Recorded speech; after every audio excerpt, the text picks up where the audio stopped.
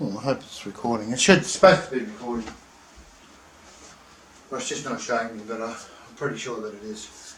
This is hanbo. It's a 4-foot staff we learned in jiu-jitsu. You just hold it like that, and just like you got a walking stick, and if anyone comes up and threatens you, sticks their hand out at you and points at you, or wants to threaten you with a knife, boom, knock it out.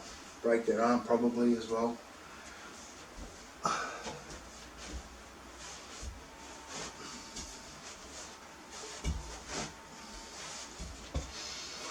And over and down, but I don't want to hit me like. So we would hold it like this in Jiu-Jitsu. Other martial arts hold it like this, but we hold it like this, and we slide.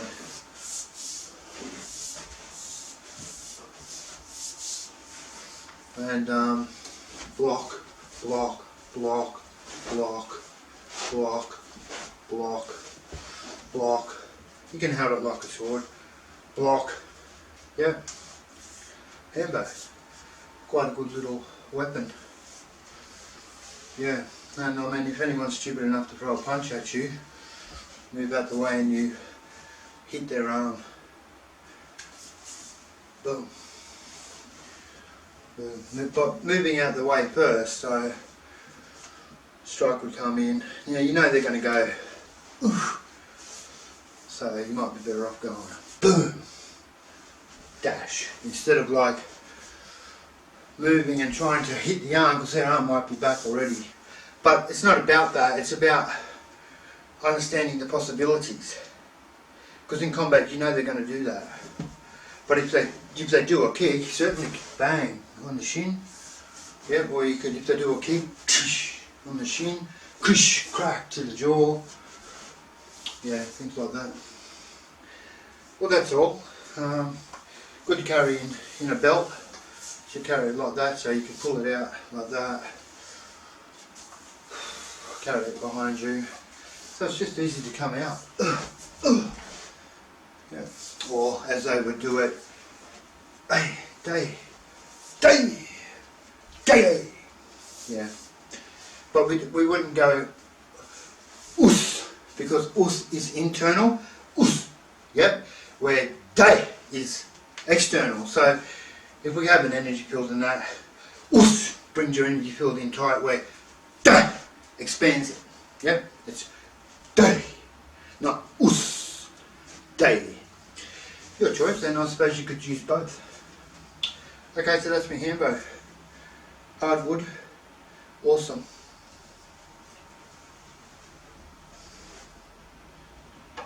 So these are just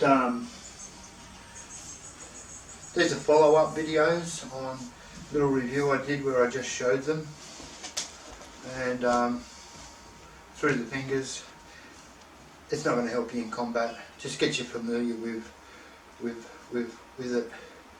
Yeah, you're not going to be going. No, man, you're going to want to be ready and holding it. And another thing, ninjutsu people always make a mistake. They do their ninja walk and cross their feet. If you come across a wrestler and you cross your feet, you're gone. He just tackled you.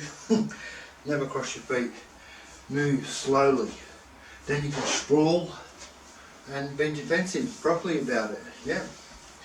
Okay, there's a lot to talk about ninjutsu, its true effectiveness, how to really use it in combat, which you can only learn from sparring and getting out there. So I'm not sure if it's working, but in ninjutsu we practice a lot where we move, we'll grab, do arm bars, but they're called stimulants, and they're to stimulate you as to the possibilities and get you used to the mechanics and the physics of a body. But in combat, they're not going to be doing, they're not going to, if someone gets you, you've got to move out the way and strike them, get them off a little bit, and even then when then you go for the grab. But just like in the cage fighting, no one hits the submission until that guy's buggered, until your opponent's hurt or buggered, and that's exactly what we're taught in ninjutsu. But a lot of people make the mistake and think it's not, and even ninjutsu practitioners aren't taught this, because the instructor seems to be the best at it, but it's easier against opponents that's not really fighting back. I only learnt these things because in the backyard we used to practice our ninjutsu, so we found out quite quickly that what our instructor said was actually true, yeah? So, because the person's not going to go like this. But when a person goes like this and allows the person to show their move, that's what that's to stimulate you and to show you the possibility. So you move out, you capture it, you strike them, you move in, you place it on your shoulder, your arm bar, you bring it to here and throw them. Right, but in fact, if someone's attacking you, you're under attack. It's not until you scratch their eyes, you knee them, and there's no grabbing or anything because they're going to be moving back. Boom, boom, and you want to attack them, you kick them so that they're hurt if you make contact, and then you can grab their hair. And then you're in a different position altogether. Yep, then you can grab their hair, knee them, but then you have to switch and bring them all the way up, and you wouldn't. You'd use this. Anyway, I hope that makes sense. I hope this recorded alright. A lot more to talk about. Maybe I will, maybe I won't.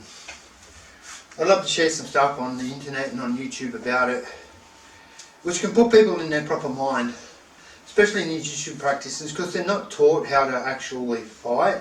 They're taught to defend, but not to fight, not to be. They don't know how to be offensive. Yeah, and yeah. Okay. See you out for now.